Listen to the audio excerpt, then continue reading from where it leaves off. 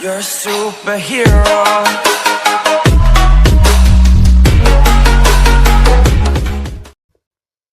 Start करते हैं। पिछले लेक्चर में ये फिगर को यहाँ ईसोफेगस तक, ग्रास नली तक समझ लिए थे, ठीक। उसके आगे समझना था। तो ईसोफेगस के बाद जो है ये ग्रास नली कहाँ से, किससे जुड़ती है? ये जुड़ती है स्टमक से, अमाशय, जिसका शेप कैसा है? जे शेप है, ठीक है। कुछ इस तरीके से शेप है, जे शेप, ठीक है। जे शेप स्टमक में घुसती है। एलिमेंट्री कैनाल मतलब कहाँ से? ईसोफेगस से आगे एलिमेंट्री कैनाल जो है कहाँ जुड़ती है? स्टमक में, यानी कि अमाशय में, जिसका शेप जे आकार का है, ठीक। उसके बाद जे आकार के बाद जो यहाँ से आपका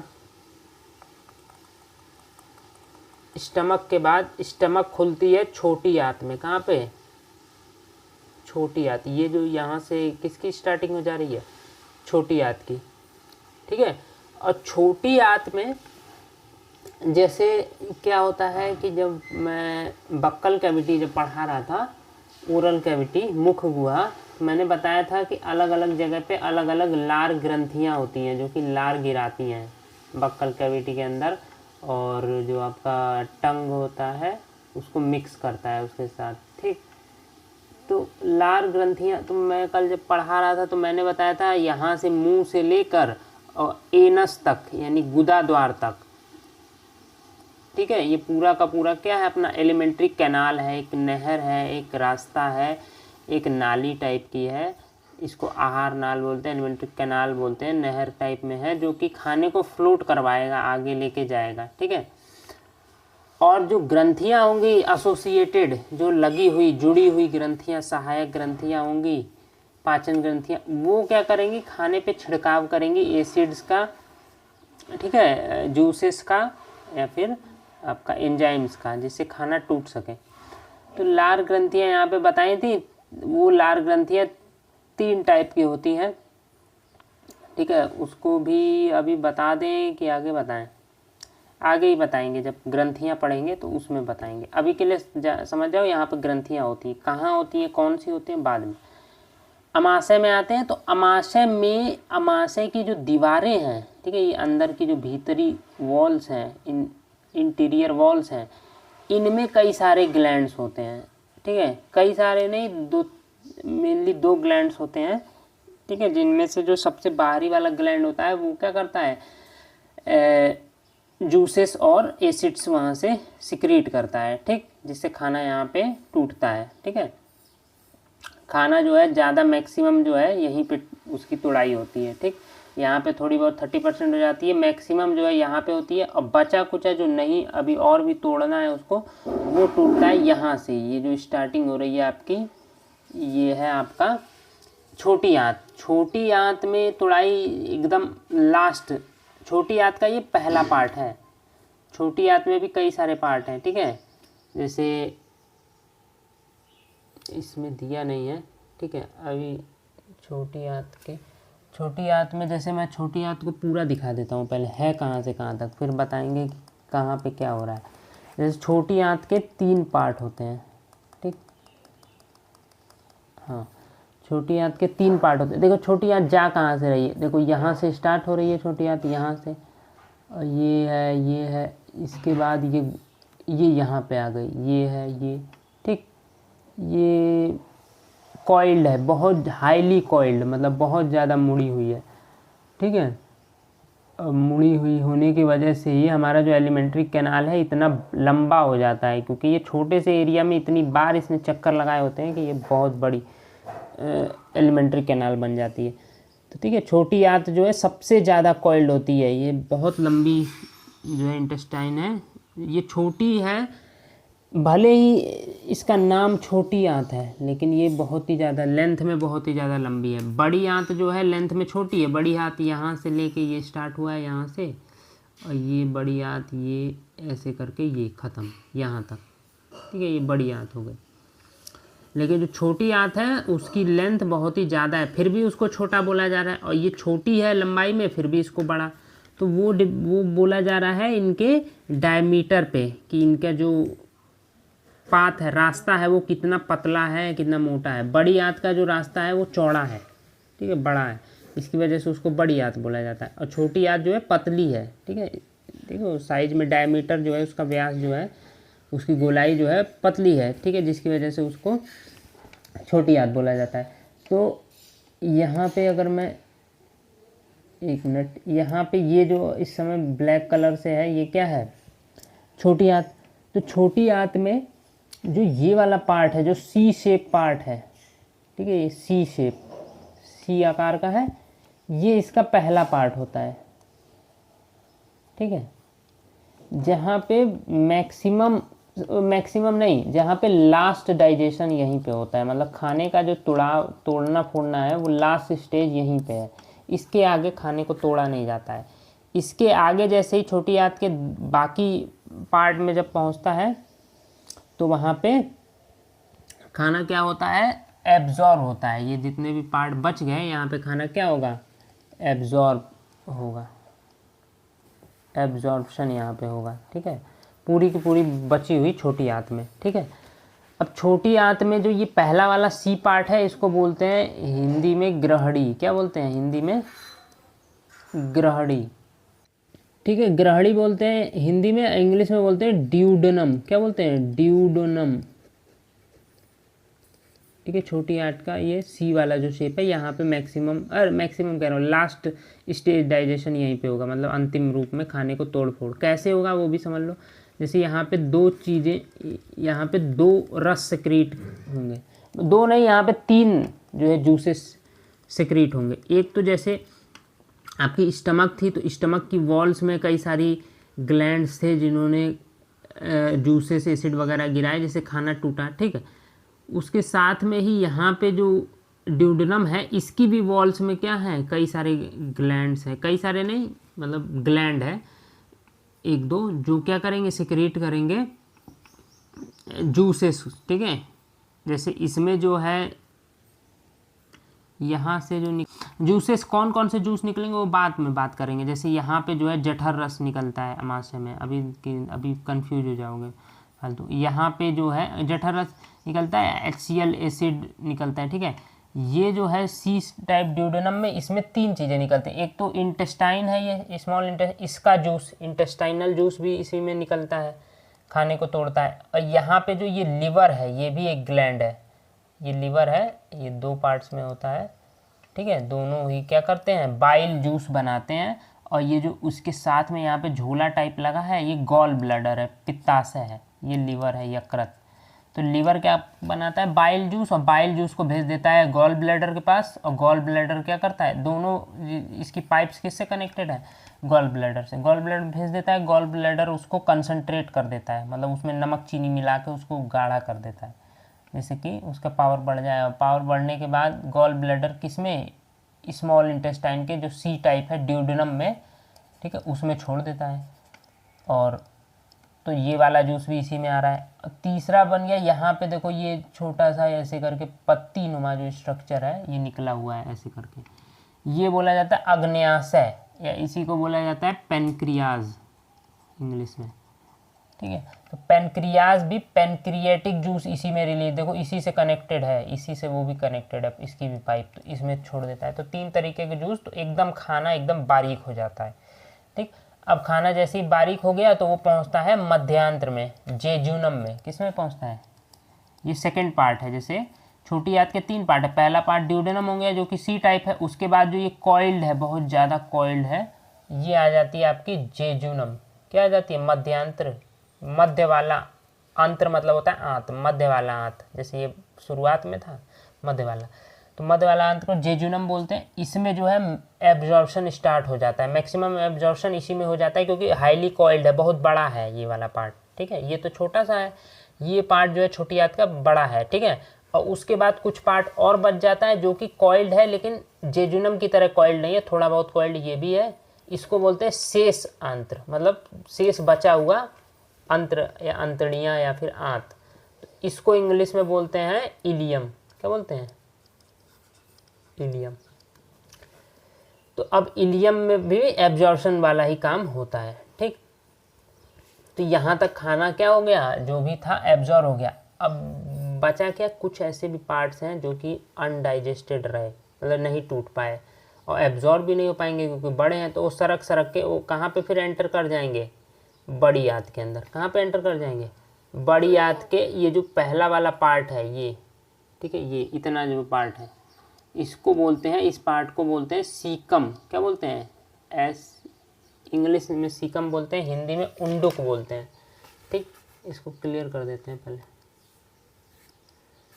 ठीक है। अब हम लोग कहाँ पे आंत, छोटी आंत खत्म कर चुके हैं, ठीक है। देख चुके हैं ग्रंथियाँ कौन कौन सी कहाँ पे रिलीज हुई, ठीक है। यहाँ पे ग्रंथियाँ थी, ठीक है, यहाँ इसके अंदर भी ग्रंथियाँ थी, और ये जो इसमें तो 3 ग्रंथियाँ, एक तो ये अलग ग्रंथि, एक ये अलग ग्रंथि, और एक स्टोर करती है, वो तो ग्रंथि नहीं है, मतलब वो तो खाली पावर बढ़ाती है, और एक इसके अंदर वॉल्स में भी ग्रंथि होती है। तो ये जो जितने एसोसिएटेड ग्लैंड्स हैं इन्होंने क्या किया, तोड़ने का काम किया। उसके बाद एब्जॉर्प्शन हुआ, और फिर जेजुनम के बाद इलियम में भी एब्जॉर्प्शन हुआ, और उसके बाद जो वेस्ट है वो घुस गया किस में, बड़ी आंत में। और बड़ी आंत में पहला जो पार्ट होता है उसको बोलते हैं सीकम, CAECUM, सीकम, या हिंदी में बोलते हैं उंडुक, ठीक है। ये उंडुक वाला पार्ट है, ये इतना सा, ठीक है। उंडुक में भी यहाँ पे एक छोटा सा ऐसे थोड़ा सा फिंगर लाइक प्रोजेक्शन निकला रहता है, एक उंगली नुमा पिन टाइप, जिसको बोलते हैं क्रमी रूप परिशेषिका, ठीक है। इंग्लिश में बोलते हैं क्रमी रूप परिशेषिका को वर्मी फॉर्म।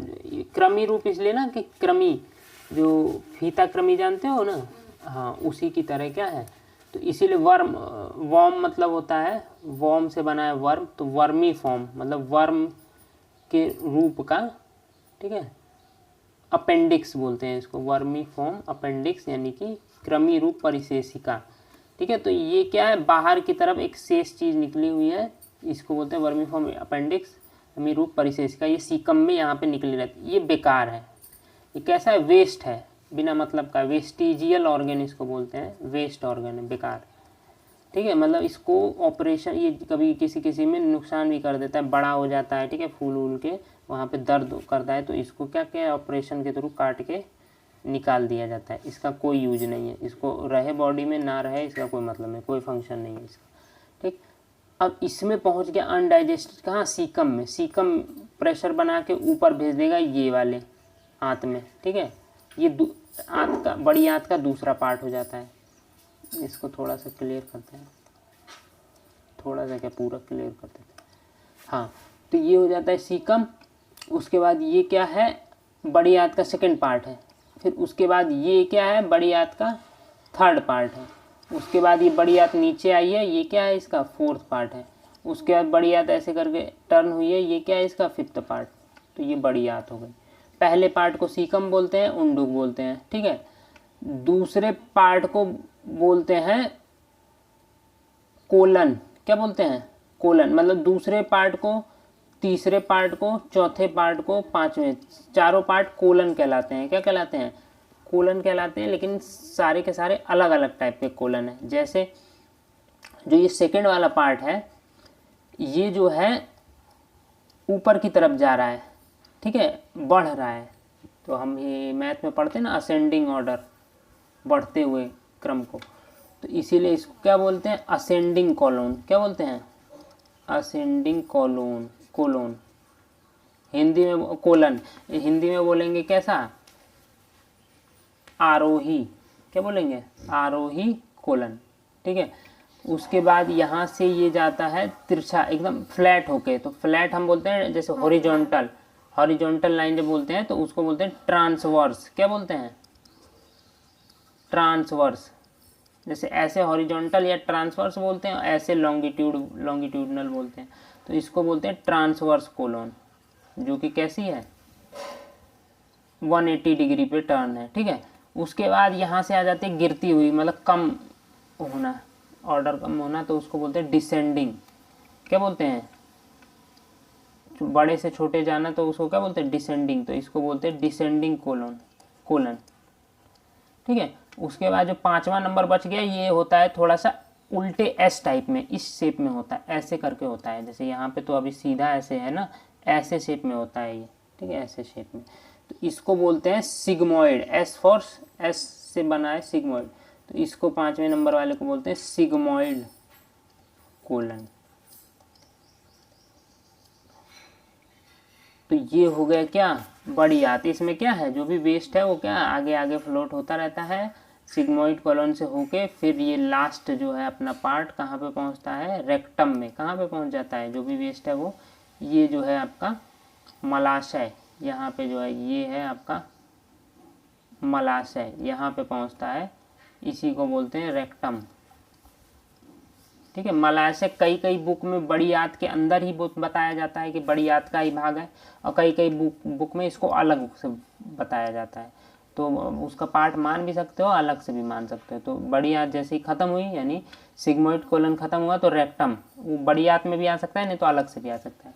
उसके बाद क्या आ जाती है, रेक्टम के बाद आ जाती है ये गुदा नाल।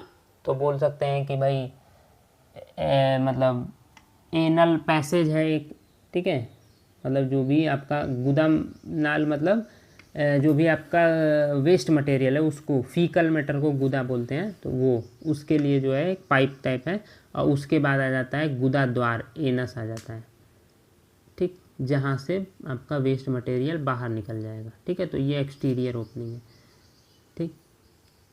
तो यहाँ तक ये गुदा नाल को स्किप भी कर सकते हो, क्योंकि ज़्यादातर बुक में ये नहीं पढ़ाया जाता। सीधे रेक्टम के बाद क्या आ जाता है, एनस आ जाता है। रेक्टम में स्टोर रहता है फीकल मैटर, और जब आप सुबह सुबह जाते हो तो वहाँ से गुदा एनस के थ्रू बाहर निकल जाता है, ठीक।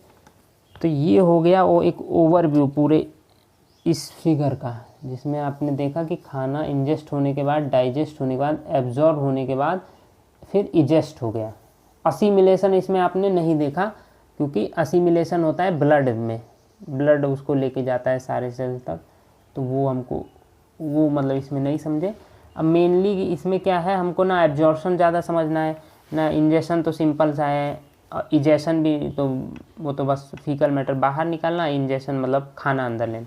मेन एब्जॉर्प्शन में भी ज़्यादा कुछ नहीं, खाली डिफ्यूज़न के थ्रू वाटर पी के हम क्या करते हैं, जो भी छोटे छोटे पार्टिकल्स होते हैं उनको डिफ्यूज़ करवा देते हैं ब्लड के अंदर, तो वो भी नहीं पढ़ना। मेन जो है ज़्यादा जो कॉम्प्लेक्स है इस पूरे 5 स्टेप में, वो है डाइजेशन, तो वो हमको पढ़ना है। और मतलब वही पढ़ ही रहे हैं, उसी के एलिमेंट्री कैनाल हमने देखी, लेकिन इसमें सारी चीज़ें देख ली कि इंजेक्शन भी देख ली, इजेक्शन भी, सब चीज़ देख ली, एब्जॉर्प्शन भी कहाँ होता है वो भी देख लिया। लेकिन अब हम कहाँ तक पढ़ेंगे, बक्कल कैविटी से और स्मॉल इंटेस्टाइन के ड्यूडेनम तक पढ़ेंगे, क्योंकि यहीं तक डाइजेशन होता है, ठीक।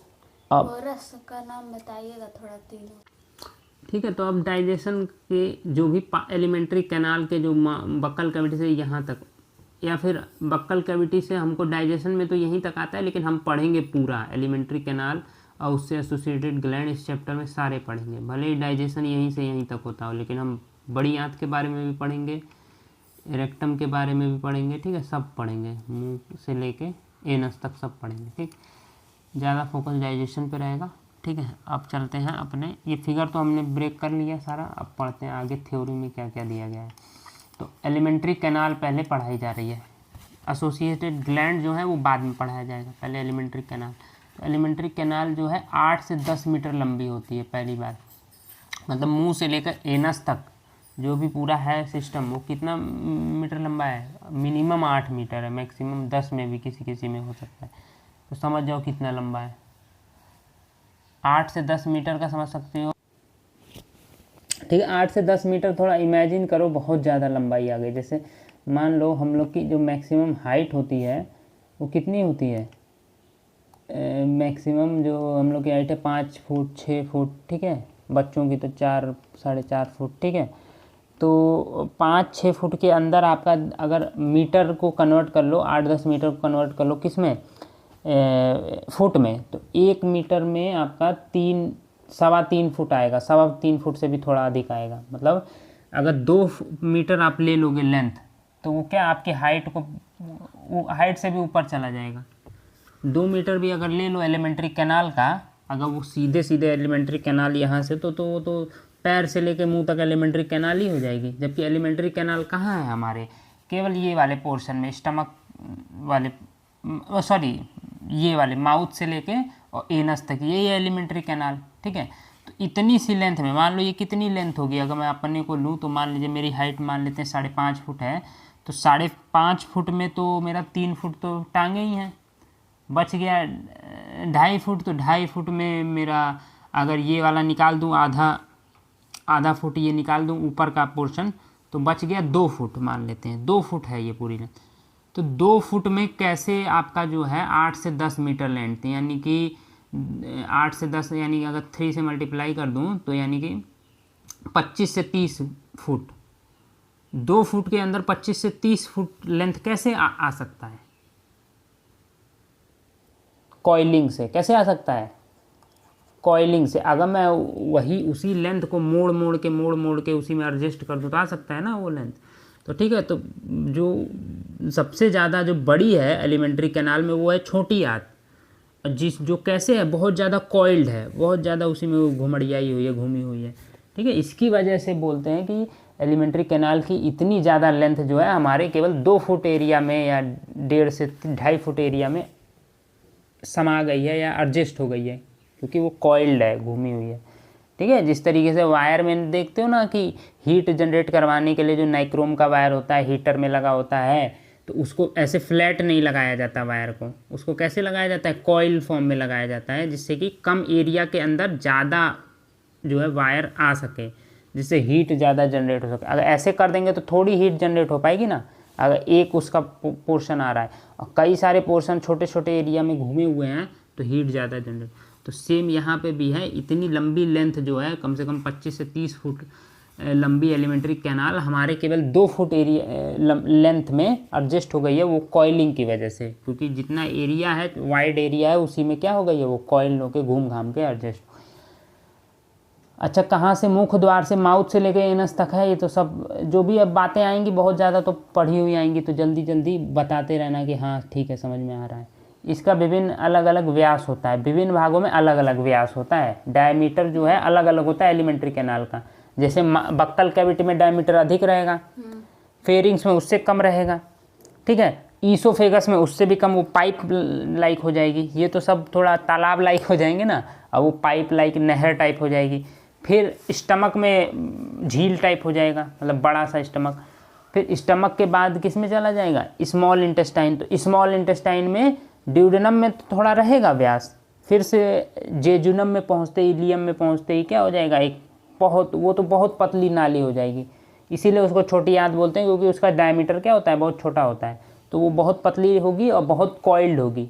पतली है तभी ना कॉइल्ड है, अगर बड़ा रहे उसका डायमीटर तब कॉइलिंग में दिक्कत हो जाएगी कम जगह में।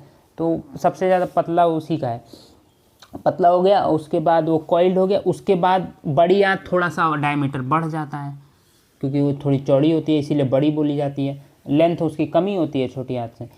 अब वो पहुंच गया, उसके बाद फिर रेक्टम आया, वो थोड़ा सा बड़ा होता है उसका डायमीटर, क्योंकि आपको फीकल मैटर वहाँ स्टोर करवाना है, उसको पाइप की तरह नहीं बना सकते, उसको थोड़ा सा तालाब टाइप बनाएंगे। ठीक है, उसके बाद आ जाता है एनस। एनस तो आपका एक क्या है, बस ओपनिंग है जो कि खुल जाती है। ठीक, तो ये क्या हो गया? ये बता रहा है कि अलग अलग व्यास होता है अलग अलग भागों में। एलिमेंट्री कैनाल एक जैसे व्यास की नहीं है। ठीक है, जैसे नदी होती है, नदी का जो भी चौड़ाई होता है हर जगह एक समान नहीं होता है, कहीं पे नदी ज़्यादा चौड़ी होगी, कहीं पे नाली बन जाएगी वही नदी। तो सेम इसमें भी क्या होता है, कहीं पे डायमीटर कम, कहीं पे बहुत ज़्यादा। ठीक है, डायमीटर ज़्यादा में मान सकते हो स्टमक में ज़्यादा, सबसे ज़्यादा डायमीटर होगा। ठीक है, क्योंकि वो थोड़ा सा चौड़ा रहता है। ठीक, अब कार्यकी के आधार पर इसमें निम्न भाग होते हैं। ठीक है, इसके स्ट्रक्चर के आधार पे इसके निम्न भाग होते हैं। पहला भाग दिया है मुख एंड मुख गुहिका, या मुख गुहा भी बोल सकते हैं, गुहिका। मुख गुहिका मतलब बक्कल कैविटी, ओरल कैविटी बताए थे। मुख मतलब माउथ। तो ये एंटीरियर ओपनिंग है, और ये जो है पहला पार्ट है जहाँ पे डाइजेशन शुरू होता है, लार वगैरह यहीं गिरता है, खाने को चबाते यहीं पे हैं, और जीभ मिक्स करती है लार को, सब काम यहीं पे होता है बक्कल कैविटी में। तो समझते हैं, मुख एक अनुप्रस्थ काट के रूप में मानव शरीर के प्रतिपृष्ठ तल पर स्थित होता है। ठीक है, तथा 2 मांसल तथा चल होठों से घिरा रहता है। ठीक है, मुख क्या है? एक अनुप्रस्थ काट है ठीक है, एक ट्रांसवर्स कट है, सीधा का सीधा, अनुप्रस्थ वही ट्रांसवर्स, जैसे यहाँ पे हमने ट्रांसवर्स कोलोन पढ़ा था, ऐसे करके उसी तरीके से मुख जो है हमारा, ये मान लीजिए मुंह है, तो यहाँ पे एक ट्रांसवर्स का कट है जिसके जो किससे घिरा हुआ है, दो मांसल होठों से, मसल्स वाली हमारी होठ हैं उनके बीच में वो घिरा हुआ है, यही ओपनिंग को मुख बोलते हैं। ठीक है, और मुख द्वार पीछे की ओर मुख गुहिका में खुलता है। मुख द्वार किस में खुलेगा, ये जो ओपनिंग है माउथ की वो खुलती है बक्कल कैविटी में, आगे बक्कल कैविटी है। इस मुख गुहिका के निचली सतह पर एक मस्कुलर टंग होती है, मसल से बनी हुई जिह्वा होती है। ठीक है, ठीक है, जो कि पीछे कनेक्टेड होती है, जो पीछे की ओर जुड़ी हुई तथा आगे स्वतंत्र, पीछे की ओर क्या होती है, जुड़ी हुई होती है, बक्कल कैविटी में पीछे की ओर सटी हुई होती है, कनेक्टेड होती है, आगे की ओर स्वतंत्र होती है, इधर उधर कहीं पे भी उसको मूवमेंट करा सकते हैं। मुख गुहिका बाईं तथा दाईं ओर गालों से घिरी रहती है। ठीक है, मुख गुहिका में मतलब क्या है, गाली है ना, दाएं बाएं सबके सब गाल हैं। ठीक है, और ऊपर नीचे नेक्स्ट पढ़ते हैं, ऊपर नीचे अभी नहीं दिया है, अभी देगा। जो छत होती है यानी कि ऊपर, उसको तालू बोलते हैं, पैलेट बोलते हैं। ठीक है, उससे पहले दिया है मुख गुहिका की दीवारें गालों से तथा फर्श जिह्वा के द्वारा बनी होती है। ठीक है, अगर मुख गुहिका में देखें हम लोग तो ऊपर नहीं, दाएं बाएं तो आपकी क्या हो गई, गाल हो गए, ये गाल हो गए दाएं बाएं। ठीक है, नीचे आपकी जीभ है मुख गुहिका में। ठीक है, और उसके ऊपर जो है क्या है, पैलेट है यानी कि तालू है। तो इन सब पार्ट से क्या हो गया, मुख गुहिका तैयार हो गया, उसकी सारी वॉल्स का ये स्ट्रक्चर हो गया।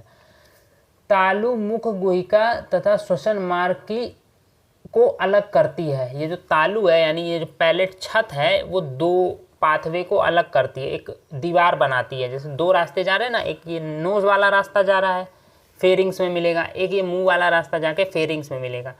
तो फेरिंग्स तो कॉमन एंट्री है, कॉमन ओपनिंग है, लेकिन उससे पहले इन दोनों को सेपरेट कौन कर रहा है, तालु। बीच में तालु है, इसीलिए नाक वाला एक अलग रास्ता हुआ है, मुंह वाला एक अलग रास्ता हुआ है। अब इसके बाद चलते हैं नेक्स्ट। तालू को पैलेट बोलते हैं इंग्लिश में। ठीक है, इंग्लिश भी देखते जाना।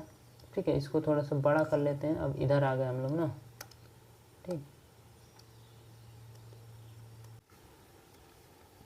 तालू के अग्रभाग में अस्थियां होती हैं। ठीक है, बोन से बना होता है तालू का आगे वाला हिस्सा, मतलब तालू जो है ऊपर वाली जो छत है, आगे जो है उसमें क्या होंगी, बोन्स होंगी।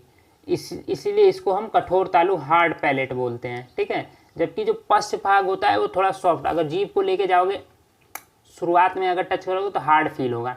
ये हिस्सा तालु का हार्ड फील, थोड़ा पीछे जाके अगर कोशिश करो, अगर चिपका सको, उसको टच कर सको, तो आपको होता है वो थोड़ा सॉफ्ट लगेगा, क्योंकि वो जो पीछे वाला हिस्सा है वो कार्टिलेज का बना है।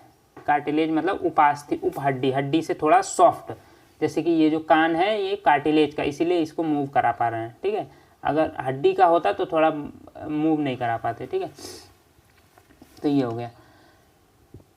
ठीक है, अब ये फिगर दिया गया है जो है मुख गुहा का, इसमें क्या क्या चीज़ है देखिए। पहले तो ये ऊपर होठ है, नीचे निचला होठ है, ये दोनों, ये होठ है और ये होठ है। ठीक है, इसके बीच में फिर मुख गुहिका है। यहाँ पे देखिए ये आपके गम्स हैं, जबड़े हैं, जबड़ों में ये दांत फिट है। ठीक है, दांत के बारे में अभी आगे पढ़ना ही है। ठीक है, क्योंकि मुख गुहिका में दांत, जीभ और जो ग्रंथियाँ, ये तीन मेन पार्ट पढ़ने रहते हैं। ग्रंथियाँ तो हम लोग जब ग्रंथियाँ वाला पढ़ेंगे तब पढ़ेंगे, लेकिन दांत और जीभ अभी पढ़ना पड़ेगा। तो उससे पहले इस दांत को अभी छोड़ दो, जीभ को भी। अभी जीभ जो है ये देखिए पीछे की तरफ कनेक्टेड है, आगे की तरफ खुली हुई है। ठीक है, आगे की तरफ कैसी है, ओपन है। ठीक, ये जीभ हो गई आपकी। अब क्या बचा, दांत और जीभ को छोड़ते हैं, अब बाकी चीज़ें देख लेते हैं। बाकी चीज़ों में क्या है, ये जो है कठोर तालु है। ठीक है, ये ऊपर वाला हिस्सा, ठीक है, जो कि यहाँ पर मिलता है हमको, ये कठोर है। और उसके पीछे जो है ये कार्टिलेज का बना है। ठीक है, ये कोमल तालु है। अब कोमल तालु में बीच में एक हिस्सा ऐसे करके नीचे निकला रहता है, जिसको क्या बोलते हैं, अली जिह्वा। क्या बोलते हैं, अली जिह्वा बोलते हैं। इंग्लिश में इसको बोलते हैं उव्यूला। क्या बोलते हैं, उव्यूला। ठीक है, अली जिह्वा भी बोलते हैं, काग भी बोलते हैं। ये क्या है, जो हमारा पीछे वाला जो तालु है, पैलेट है, जो कोमल वाला है उसमें क्या एक निकला हुआ भाग है थोड़ा सा नीचे की तरफ, ठीक है, इसी को अलीजीवा कहते हैं। जैसे जीभ निकली हुई है एक मस्कुलर फॉर्म में, उसी तरीके से ये भी निकला है, ये कुछ इस स्ट्रक्चर में निकला हुआ रहता है जो कि हमको मालूम नहीं चलता है, ठीक है, लेकिन ये रहता है, ठीक। ये हो गया। अब बच गई चीज़ें, अब बच गया है आपका अलीजीवा के अलावा जो बच गया टॉन्सिल। क्या बच गया है? टॉन्सिल, उसको गलतुंडिका बोलते हैं। तो ये जो आपका कोमल तालु है, फिर ये जो अलीजीवा है ये कोमल तालु है, और यहाँ पे कठोर तालु है। अब कोमल तालु यहाँ पे जब देखोगे ये जो है ये जीभ है, मस्कुलर जीभ यहाँ पे है, ठीक है।